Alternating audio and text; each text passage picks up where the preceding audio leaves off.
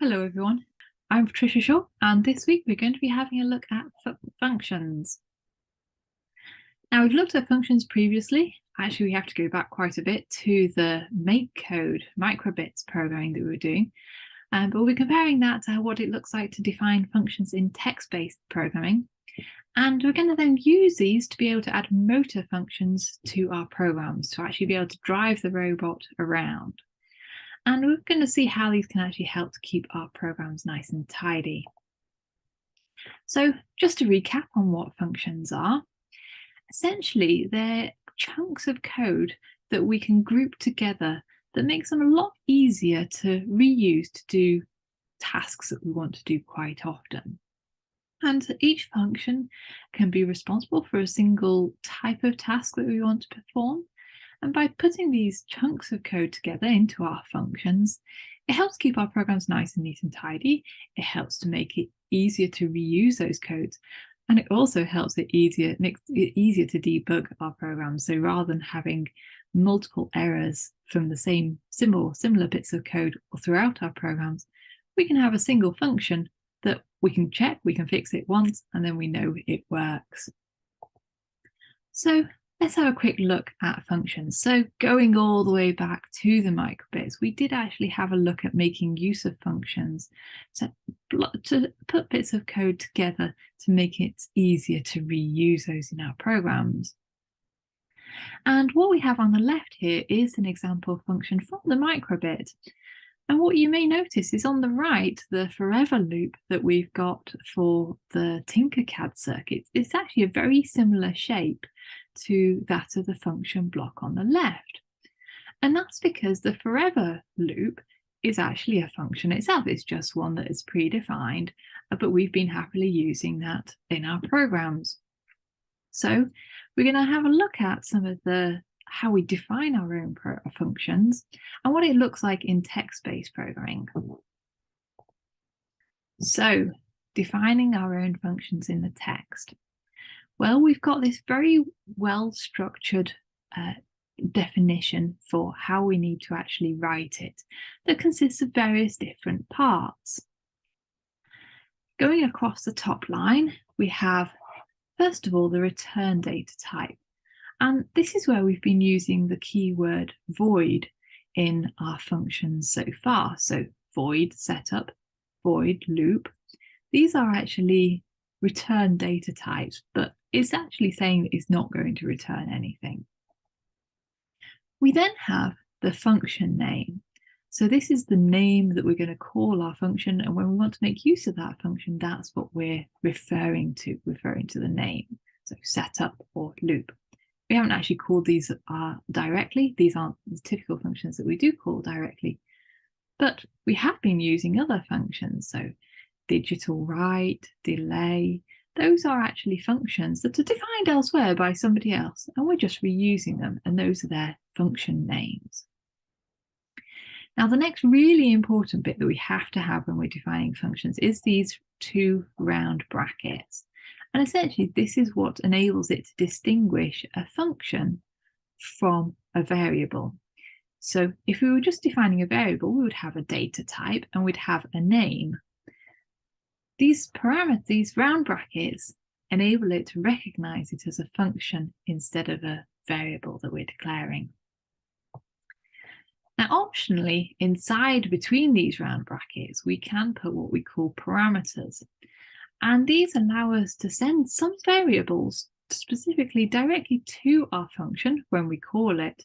They enable us to change the behavior of that function ever so slightly. We won't be making too much of the use of these at the moment, but it's worthwhile being aware of it. And actually, you may recognize when we're using other functions, like digital write, that there are these round brackets which distinguish it as a function, and we are putting some values between those round brackets, and we actually refer to those as parameters that are adapting the behavior of that function when we actually call it. So they're telling it which pin to write to and what value to write to. So we can put multiple parameters in here. Now, the next really important thing to notice is the curly brackets. So we then, once we've got those round brackets, we then have these curly brackets. And essentially the instructions that we want our function to execute, to perform the tasks that we want it to do, go between these curly brackets. And those instructions will typically end with a semicolon. Note that there's no semicolon directly after the round brackets for the parameters, because we've got the opening curly brackets there instead. So we've got a data type, we have a name, we then have a pair of round brackets that we can put some variables inside. We then have the curly brackets, and our instructions go inside these, between these curly brackets. Now, if we do have a return data type other than void, then actually we have this keyword return at the end, where we can return whatever result, and that will get passed back to where it was called. But let's have a look at a bit more detail on some of these. So we've got our void keyword. And as I say, this is the keyword that we've been seeing a lot of with our void setup, our void loop. And essentially this means it's not going to return anything. And actually, when we're defining our motor functions, they don't need to return anything. They just need to control the motors. So they need to turn the motors on and off. And that's absolutely fine. So we'll be using this void keyword quite a bit. We then have our function name, and we want to make that something meaningful that describes what it is that the function is doing. But like with variable names, we need to make sure it doesn't contain any spaces.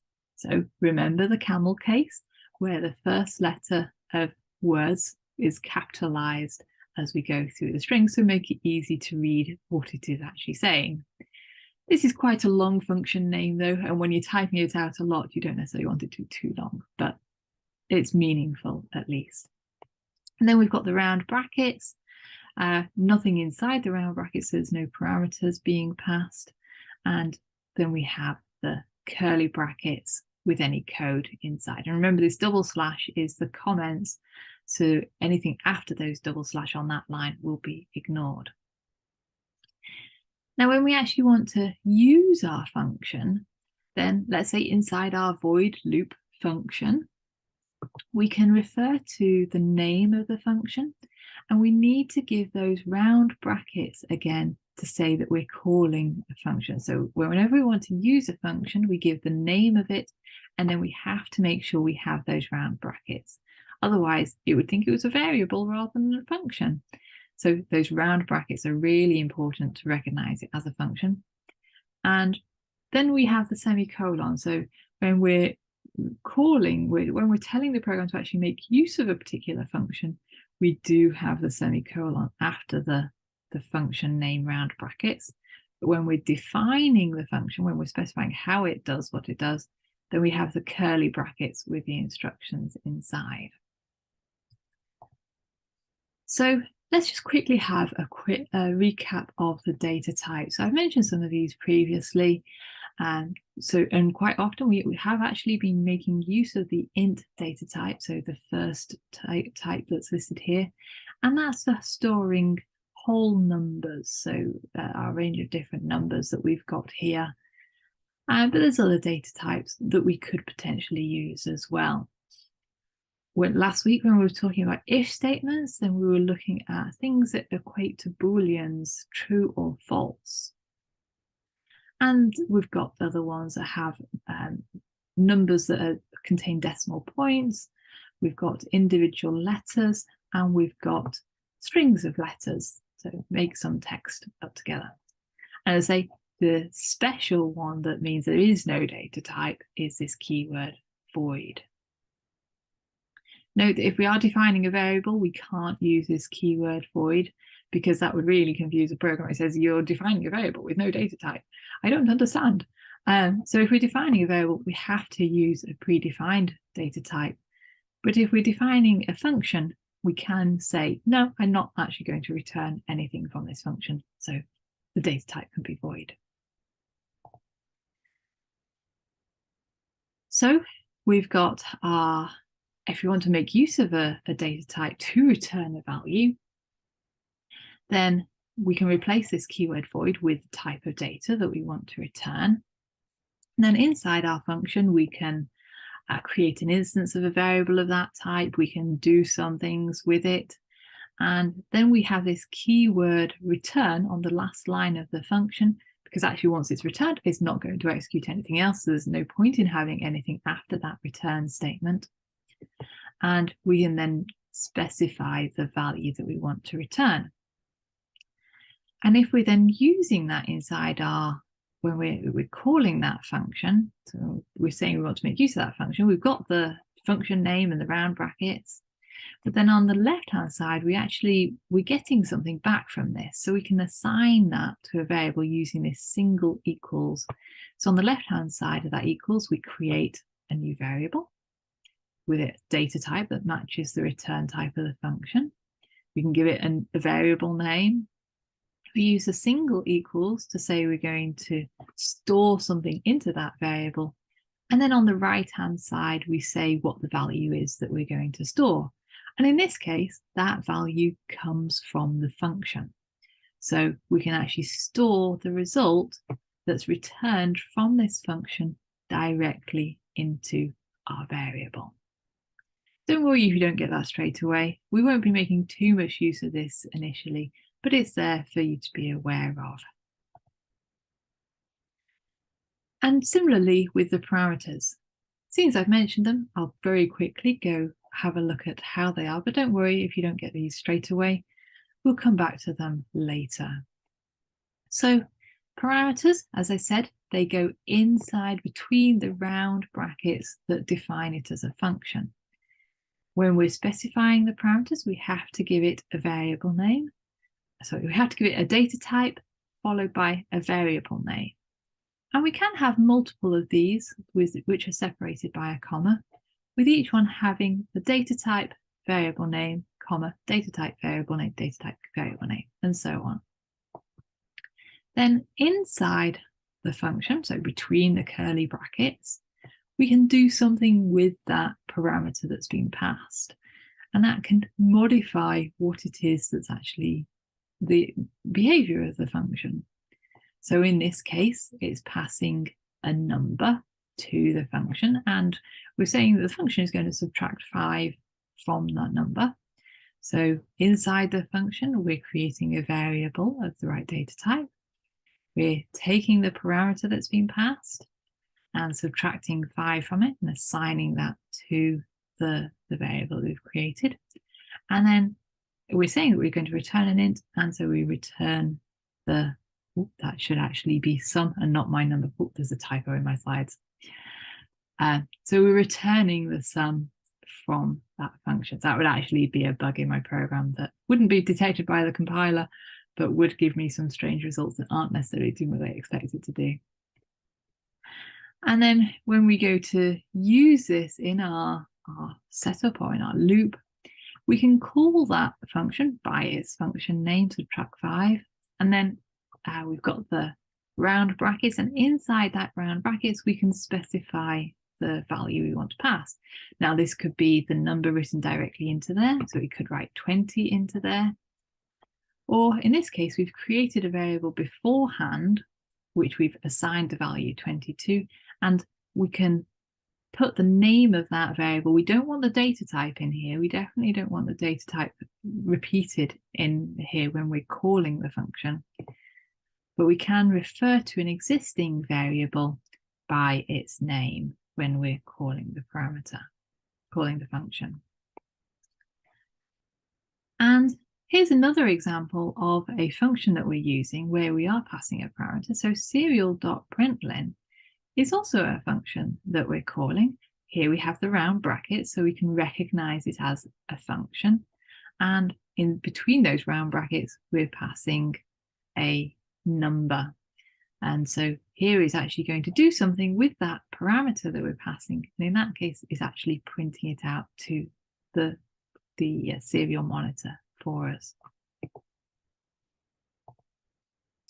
So what do we want to do with these functions? Well, so far with the robot, we've just been controlling the LED, reading from the LDR, and last week you may have also had a go at controlling the servo.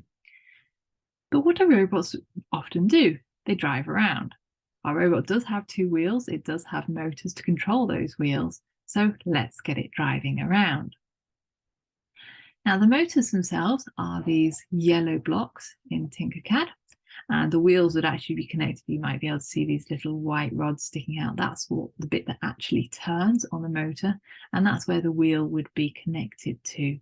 And this is what's driving that little wheel to turn. These motors are connected through what we call a motor controller, and they're plugged into our Arduino. Now, when we're using these motor controllers, we have 2 pins per motor that we can actually control, and we can set those to high and low. So in this case, they're set up as digital pins to be able to control them. And each of those pins, also one pin is responsible for driving the motor forward, and one is responsible for driving it in reverse. So depending on which way we want to turn it, depends on which one we want to set high and low. And if we're simulating this in Tinkercad, then unfortunately we're not going to see the robot actually driving around. But what we will see is numbers being printed on the motors, which tell us how fast and in which direction it's turning. If it's a positive number, it'll be driving forwards. If it's a negative number, it'll be driving backwards. And if it's 0, it's stationary. So we can actually see that the motor, and you will see the little white rods to either side also spinning whilst it's moving, whilst the motors are turning. But we can also see how fast it's turning here. For anybody that's interested, RPM stands for rotations per minute. And so that's giving you an indication of how fast it's actually turning in total. So pretty fast. So let's have a quick look at driving the robot. So as I say, we have a pin for driving it forward and a pin for driving it in reverse. If both of these are set to high, then it's like pulling in both directions, and the motor just won't turn at all. So if we want to drive forwards, we have to set the forward direction to high and the reverse to low. If both of them are set to low, then the car will be stationary, the robot will be stationary. If we want to go in reverse, then we need to set reverse to high and forward to low. So what does this look like? Well, first of all, we need to define the pins that the motors are connected to for controlling it. And as I say, we've got 2 motors, 2 pins each, 4 pins in total. So during the exercises this week, we will define these pins.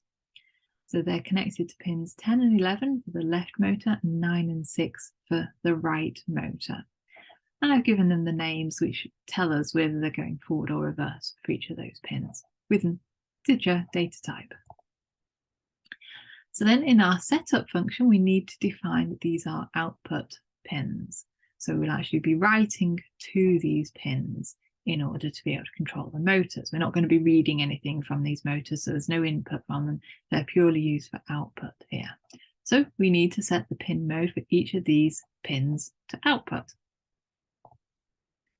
We then want to drive the robot forward. So we're going to define a function. We're not interested in it returning any value, so we can use keyword void. Giving it a name that describes what it's doing is going to drive the robot forward. We're not interested in customizing this function, so we're not going to pass any parameters to it, but we have got the round brackets there and then the opening curly bracket. So for driving forwards, we're going to use our digital right, set the full left forward pin to high, left reverse pin to low, right forward pin to low to high. So both motors are going to be driving forward, and right reverse pin to low. And then we have the closing curly bracket. And that will enable us to use this function to drive our robot forward. What happens if we want to turn? Well, if we want to turn, then the best option is to set one wheel to go forward and one wheel to go backwards. And that means the robot will literally turn on the spot. If we wanted it to have a more gentle turn, then we could have just one wheel going forward and the other stationary. But actually quite often it's useful with these robots to have them turning on the spot, so we can set a forward and a reverse depending on which direction we want to turn in. So there's one more function I quickly want to have a look at before I finish for today, and that's actually using the ultrasonic. Now, we use the ultrasonic with the block programming before, and that actually did a lot of work behind the scenes for us. Now, you may recall that I mentioned that the ultrasonic sensor is slightly different to sensors like the LDR that we've been making a lot of use of. And that's because it has to do a little bit more work in order to take any readings. It has to send a signal out and then measure how long it takes to come back in order to work out how far away any obstacles are in front of us. And doing this does take a little bit more code, and the blocks were actually adding that code in for you behind the scenes. So let's have a quick look at what the function is that it added. Now, don't worry about understanding or remembering what this function actually is. I will give it to you as part of the gold challenge for the practicals, so don't get too worried by this. But we'll have a quick look at and see if we can understand what it's doing. So it created this function called read ultrasonic, or get distance, and we can use that function in order to find out how far something was away. But because we want to find out how far something is away from the robot using this function, we need to return a value from it. So we're returning a number, which is our distance, using this function. We're not interested in sending any parameters, so the parameters are empty. So there's nothing between the curly brackets, but we do still need to have the the round brackets there, and then we have the curly brackets to contain the contents of the function. So the first thing we need to do is make sure that the ultrasonic sensor is nice and clean. There's not going to get any noise or interference on the signal. So actually the first thing we have to do is turn it off. That sounds a really strange thing to do, but it is. So we have to turn off the ultrasonic sensor. And so we're setting the trigger pin to low. We then have a super short delay. So typically we're just using the standard delay function that gives us a delay in milliseconds. Remember that 1,000 milliseconds is 1 second. This is using a microseconds delay, and that's 1,000,000 microseconds in a second. So it's an incredibly short delay, so short you won't even notice it, but it's long enough for sound to actually travel back and forth to be able to make use of it. So we have this really short delay. We then turn on the ultrasonic to start sending out that signal. So it's emitting the signal from the ultrasonic. So we're setting the trigger pin to high. We then wait, again, an incredibly short length of time, just 10 microseconds. And then we turn it back off again. So we've sent out a signal and we want to stop. We can then use this special function called pulse in, and that's one of the functions provided by the Arduino itself, that will sit there and listen for the echoes coming back, and it will process those echoes coming back in for us. So we turn on the function in order to start listening for the echoes, and that will give us a number back, quite a big number, but it will give us a number back that indicates how long it took for the sound waves to bounce back, if they bounced back at all. We then have this slightly odd equation that what it's doing is actually calculating how long it took the sound to come back, remembering that it has to go away and come back. So the first thing we want to do is actually halve the distance, because it's traveling the distance twice, so we only want the distance once. So first thing we're doing is halving it, and then this 29 is actually converting that duration into centimeters. So don't worry about exactly where this number is coming from, but it is the number that we need in order to convert time into a distance in centimeters. And then we can return this distance back to wherever this function was called in order to say, I've detected an obstacle, it is this distance away from me. And when we then want to use this function, we can say, I want to obtain a distance. I'm going to create a variable with the right data type, which is int, call it something meaningful, which is distance. And I'm going to assign it to the result from calling this read ultrasonic function with the round brackets to indicate it's a function, followed by that semicolon. And then I can print out the distance and I can print out the fact that it was in centimeters. And we're quite happy with that bit. So during the goal challenge for the exercise this week, I'll give you this ultrasonic function, which you can add to your program, and then we can make use of that as well. But for the most time, we'll be focusing on getting the motors turning this week. So let's have a quick look at making use of those motor functions. So we've got our function name, like robot forward, which was turning on the forward pins and keeping the reverse pins low.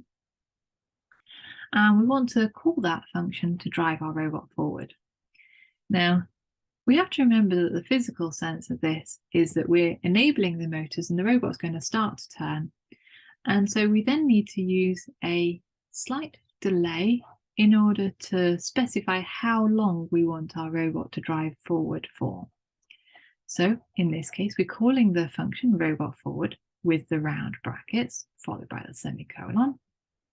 And we're then saying, I'm going to wait for 1 second, so 1,000 milliseconds, for the robot to actually make a movement, so make a physical movement forward. And then I've got another function I've created called stop. And I hope you can guess what that will do. I'm telling the robot to stop after having gone forward. We then got a short wait. It won't necessarily stop instantly. There might be a short delay before it actually stops. Just because the real world physics, cars can't stop instantly the moment you press the brake. It does take a little bit of time to come to a complete stop. And we can call other functions. So we've got the name of the function, the round brackets, and the semicolon. And because we actually wanted to carry on going in that direction for a period of time, then we then have a delay to specify how long we want to delay for. Now I'll give you a hint for the challenge day. You'll have an opportunity to actually adjust these delay values to get the robot to say turn by 90 degrees, so turn a right angle to point to the right or left. 1,000 isn't necessarily the exact number that will be needed, but it will have it turning right or left or going forward, and you'll be able to have a chance to play around with these to see how far it actually travels for a second or a bit longer during the challenge day. So there we have it. We've had a look at how to write our own functions using text-based programming and how we can use those in order to be able to control the motors. We've looked at how we can actually call the functions from our main loop program. And for the extension of the goal challenges, we've also looked at how to have a go at reading from the ultrasonic sensor that's on the robot. You'll get lots of opportunities to practice these as we go through and carry on further down the course. So there we go. Thank you very much for watching.